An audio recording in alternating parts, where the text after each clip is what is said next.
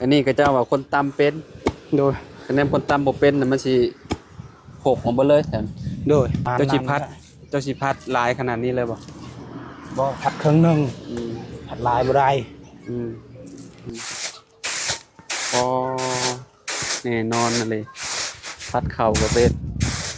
ใครได้เป็นผัวนี่โชคดีเด้น้องตอ โอ้ยตายเลย อีหลีเด้พัดเป็นเนาะ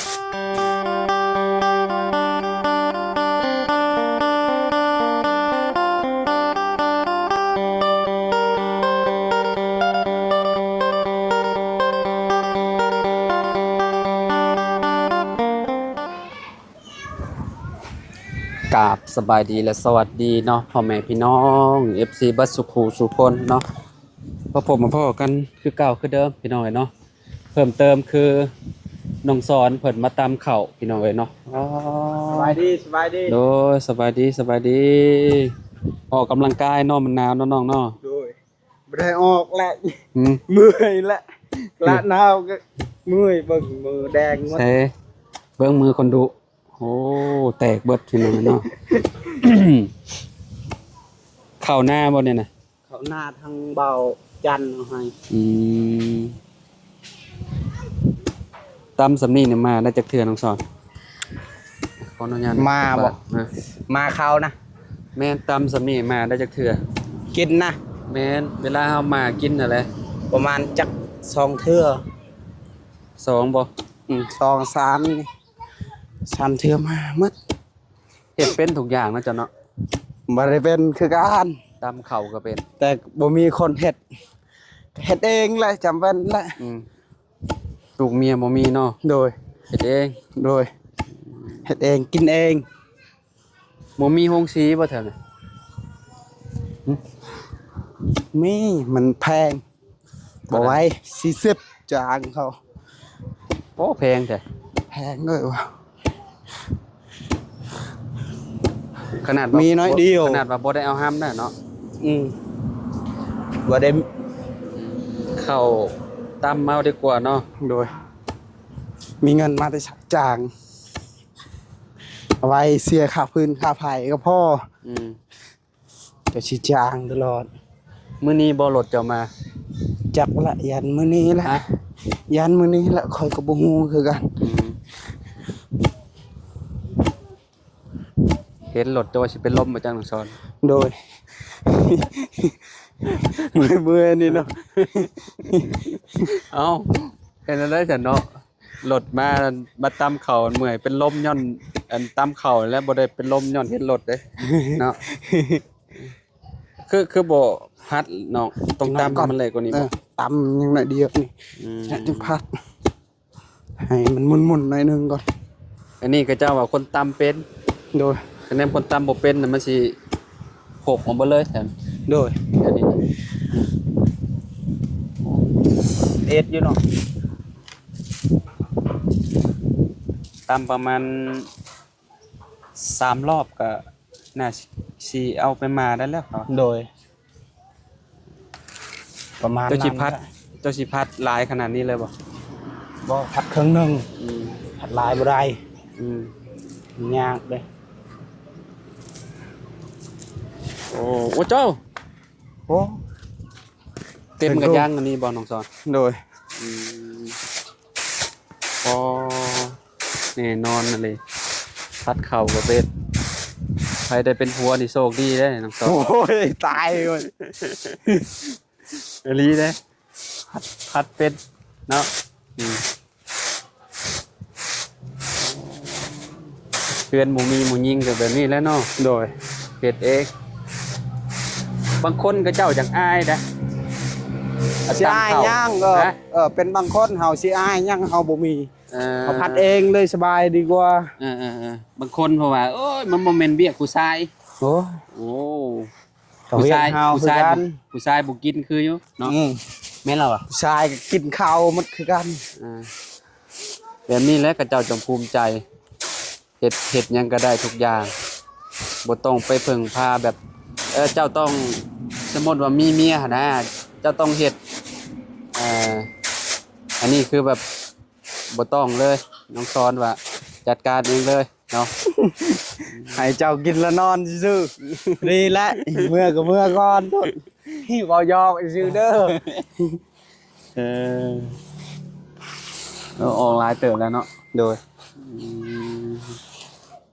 ผัดอีกจักเล็กจักน้อยนี่ก็ไปตำอีก โดย โอ้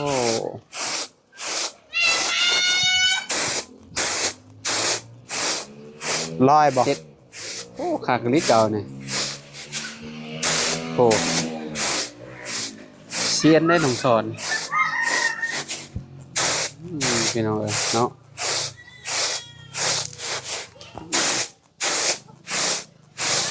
เจ้าว่าตำข้าวหน้ากับข้าวให้อันใดสิแหลกไวกว่ากัน เขาหน้าไว แม่นบ่ เขาให้ซาหน่อยนึง เป็นอะไรที่ว่าซะ ซามันก้อนใหญ่มันชามันแตกเด้ อืม แตกเป็นหมากนั่นนี่ชาลิ อืม นี่มันแตกเป็นหมากนั่นนี่ขาวๆนี่มันสิชาหน่อยนึง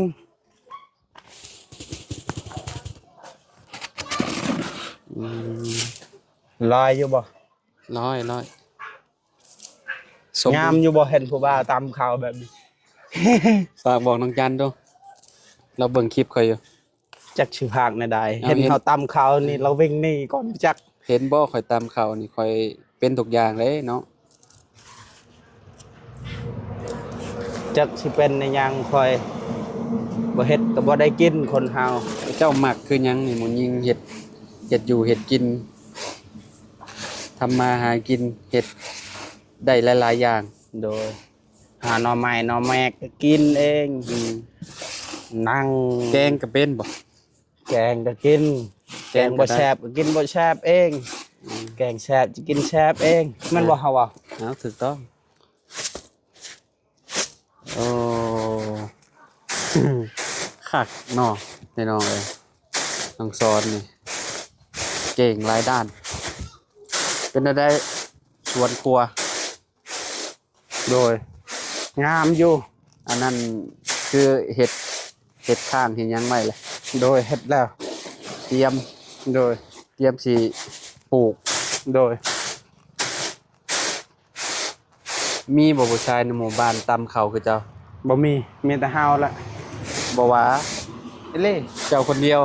โดยเขามีน้องมีหยังนอนแล้วตำให้ ก็คือเจ้าเบิ้นในหมู่บ้านมีเจ้าผู้เดียวต โดย ำผู้ชายนี่ได้ ไผสิตามเว้าเขาว่าวันลุบตำเขา แบบได้รูป ฮะลุบบ่ยากอยากเฮ็ด เกิดเป็นผู้ชายตำในรูปบ่ โดย โย เฮาบ่ได้ลุบดอกเฮา รูปได้จังว่ารูปมันก็อยู่บ่อนเก่าอยู่ เขาบ่อยากเฮ็ดเขาให้ น่าจะเฮ็ดน้องสอนนี่ เขามีแม่มีหยังเขาแม่เขาตั้มแหละเฮาบ่มีหยังมีแต่เฮ็ดกินเอง คือประตูนั่นก็คือกันประตูอยู่บ้านเกียงทองน่ะ โดย เราผัดเข่าเรายีเข่าเราบ่มีเมียเด้โดยเราเสียเลย โดย ลูกเราก็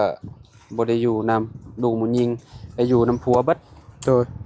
เฮ็ดกินเองนั่นก็ได้ โดย แล้วก็คนที่สองนี่ก็น้องซ้อนนี่แหละพี่น้องเอ้ยเนาะเบิดในหมู่บ้านนี่มีน้องซ้อนผู้เดียวนี่แหละที่ตำข้าวส่วนในเฮือนเราบ่มีเอื้อยเนาะ โดยเคยเอาผัวแหละ เอาผัวก็บ่ได้อยู่นำกันเด้ โดย เจ้าก็ต้องเฮ็ดเองทุกอย่าง โดยโอ้แต่กี้หั่นเราบ่ให้ค่อยเฮ็ดดอกนั่นนี่ อืม เรื่องตำข้าวนี่ อืม บ่ให้เฮ็ดหากิน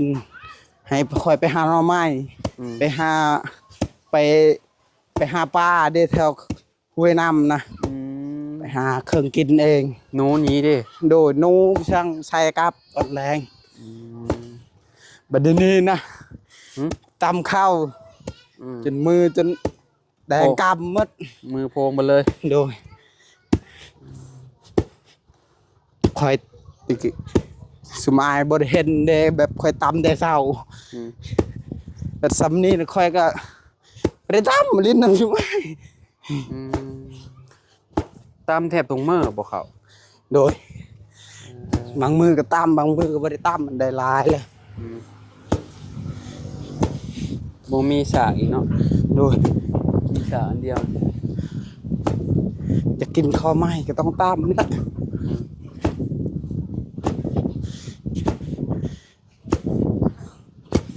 ข้าวใหม่พี่น้องเอ้ย งามบ่ งามงาม หอมกินข้าวไหม้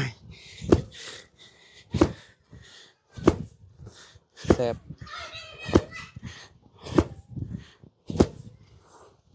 โดดน้องซ้อนน่ะสิมามื้อนี้แหละพี่น้องทางเบาเสียงเพิ่น ฮ้อนฮ้อนฮ้อน คันว่าเพิ่นสิมาดอก โอ้ ถ้าเรามากับน้องซ้อนได้ขี่รถถ้าเรายังบ่มาก็น้องซ้อนก็อดไปก่อนเนาะนี่ได้ก็เป็นของเฮาอยู่แล้วเนาะ โดยมามือใด อืม ก็เอามือนั่น อืม ถ้าบ่ได้มามือใด เตรี ก็ ยมอีหยังผูกแขนไว้เรียบร้อยแล้วบ่ ยัง เราให้ไก่โต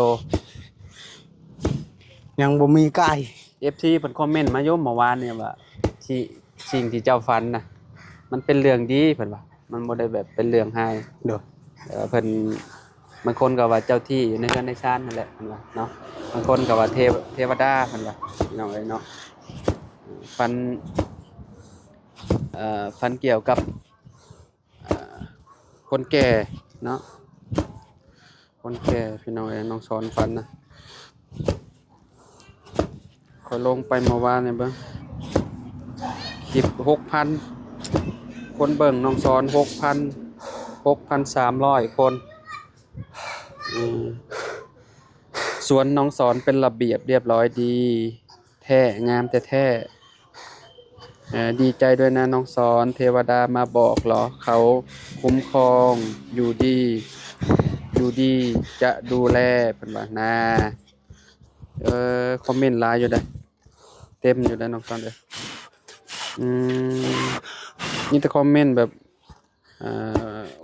เว้าความฝันน้องสอนนั่นแหละก็บ่ได้มีอิหยังหลายมีแต่ว่าแบบเป็นเรื่องดีหั่นน่ะบางคนก็ว่าผีบ้านผีเรือนบางคนว่า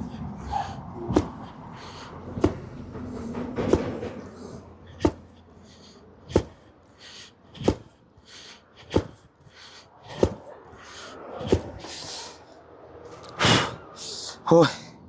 ฮ้อนฮ้อน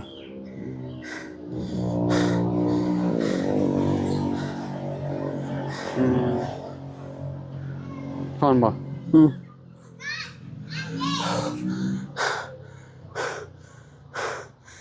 เมื่อยเลย มือ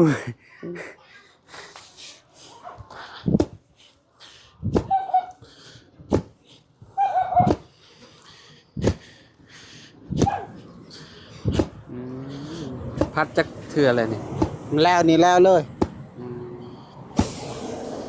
แล้วเลย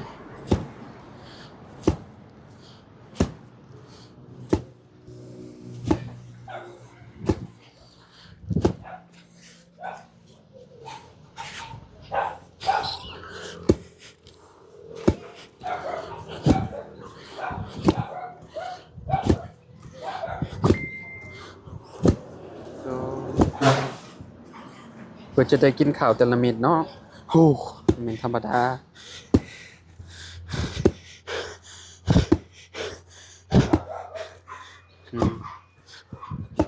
นี่ครับคุณชอน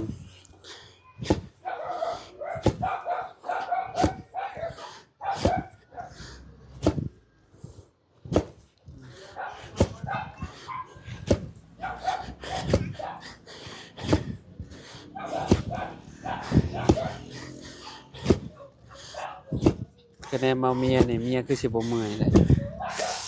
ให้เมียตามแล้ว ฮะ ให้เมียตามแล้ว เอาเจ้าบ่ช่วยครับบ่ ช่วยเพื่อน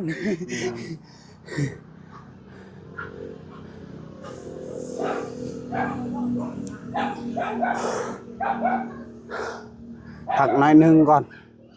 ไว้เลย พอแล้วไปพัดแล้วบัดนี้ บ่ตามนี่แล้วเลยหันพัดนี่มันมุ่นไม่ได้เข่าเด้อ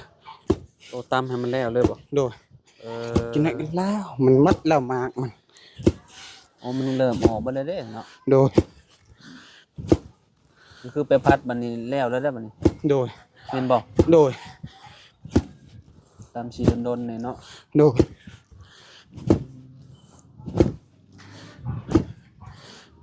อืมอืม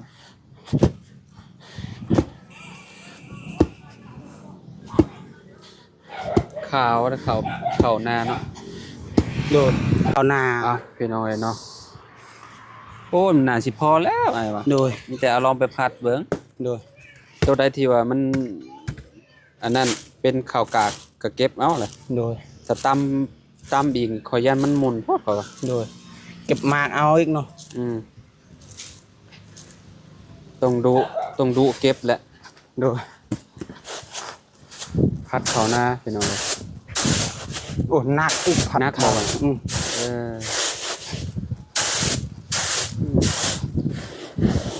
ขัดอยู่โอ้ไปแล้ว ไปหมดครึ่งหนึงเลย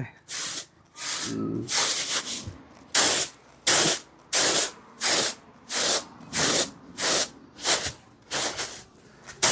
อืม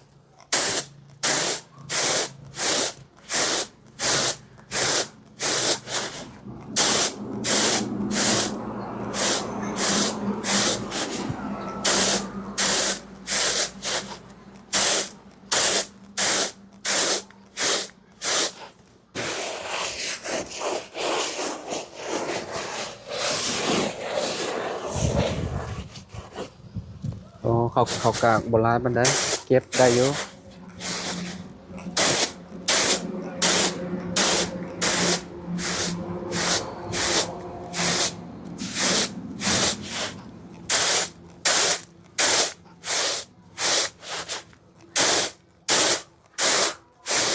ขาวเลยบัดนี้เนาะ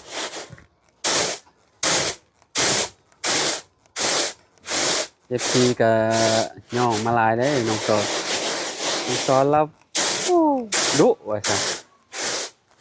บ่ได้ดุดอกเฮ็ดเรียกเฮ็ดงานนี่แล้ว อันนี้แหละดุเฮ็ดเวียกเฮ็ดงานและดุแล้วนี่อืมพัดขี้แกบออก พอ เรียบร้อย เก็บหมากมันนี่ มันเวลาจึงเก็บ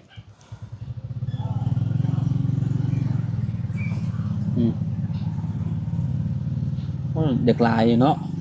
โดยมันยากหน่อยหนึงเขานี่คันเขาให้มันหมดเลยหั่นมันเป็น เนาะ อืม มันมิดน้อยบ่หรือว่าจังได เม็ดน้อยวะ เออเจ้าว่าเขาอันนี้ตำง่ายเจ้าว่า ง่าย สีเอาพุทธ ถึงชีเอาง่าย สีเอามาจังง่ายเขาว่า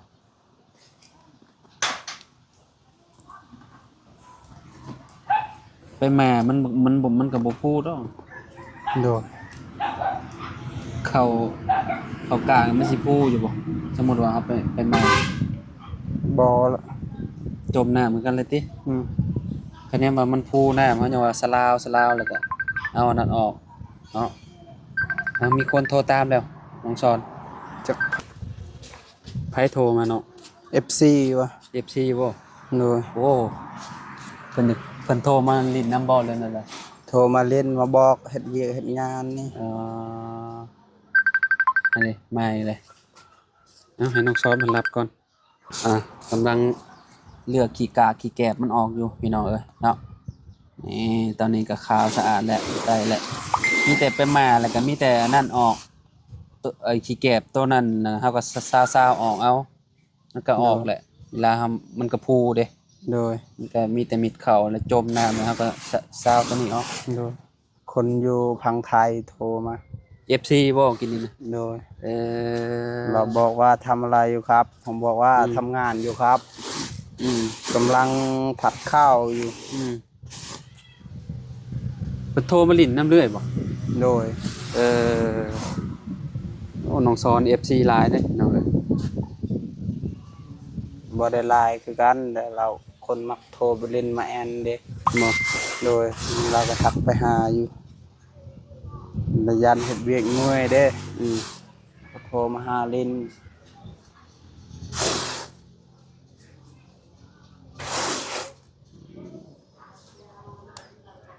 แล้วแล้วแบบนี้นะพัดออยจักหน่อย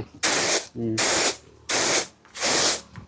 พัดออยจักหน่อยแล้วก็มาเอาตัวนี้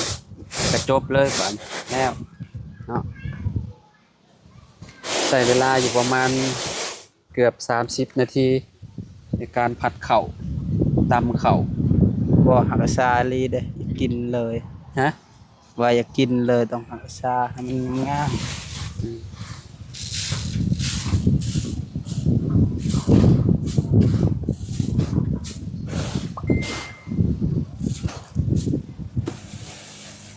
มีเหียนี่ไก่มาเก็บกินเนาะ โดยฝุ่นไก่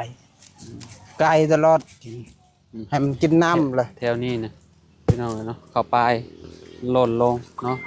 โดยให้มันกินน้ำเลย แบ่งไก่กินน้ำ เดี๋ยวมันก็หิวข้าว คือคนหิวเหรอบ่ โดย อืม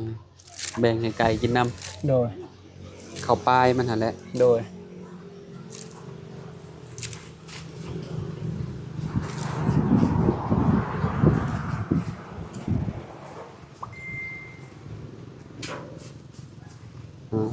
สีถักตลอด พอต้องไว้ให้เจ้าเล็บน้ โดยเมื่อวานนี่คอยบ่มีเน็ตเด้ ำหึ เมื่อวานนี่คอยบ่มีเน็ต เมื่อ คอ วาย น ก็เลยบ่ได้ตอบเขา เมื่อวานจะบ่มีเน็ต โดยทางเบาเสียงโทรก็คอยบ่ได้รับบ่มีเน็ต มีแหละ มีแล้ว อืมโอ้บ่มีนี่สิเติมให้ มีแล้ว เติมสมัครประมาณ3มื้อต่อ 10,000 กีบแต่บ่ฮอดดอก3มื้อเนาะ บ่ฮอด เฮา สอง ลิ้น มือ อินเทอร์เน็ตแล้วก็มันก็เบิดมันจำกัดหั่นน่ะ โดย มันบ่แม่นจำกัดหมดรัว มันเบิดแล้วก็เบิดเลยเบิ่งหยังบ่ได้เลย ๆโดยมันแม่นอยู่ทางไทยเติมเป็นเดือนซ้ำสิเบิ่ง แม่น100ปลาย โดย แต่ละเดือนก็200,000เด้ โอ้ย ข่อยใส่เนี่ย มีเงินมาเป็นใช่ ใส่เติมเป็นเดือนเอา โดย เพราะว่าเฮาลงคลิปเด้ โดย ถ้าเฮามาเติมมื้อละ10,000นะโอ้บ่คุ้มเบิดแป๊บเดียวน่ะ แป๊บเดียวแล้วชุมอายรถค ส ลิ ม ป มุติว่าคลิปยาวๆนี่โอ้ยบ่ได้อันฮอดจบคลิปซ้ำเบิดก่อน โดย ที่ได้เติมใหม่อีกซ้ำเติม10,000น่ะ โดย มันให้มาหน่อยหั่นน่ะ โดย ให้มิกมาหน่อย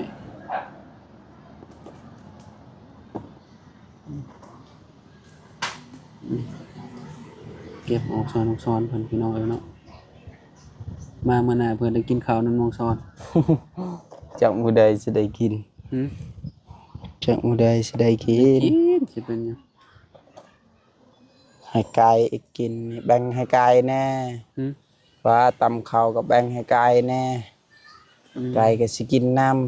ำฉะนั้นมันก็มาย่ำๆอยู่มันยังคนไปคนมาอยู่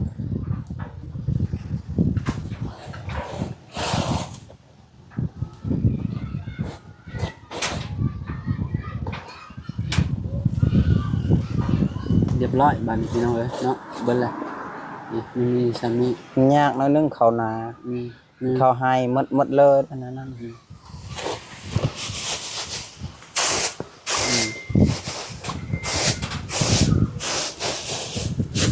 เอา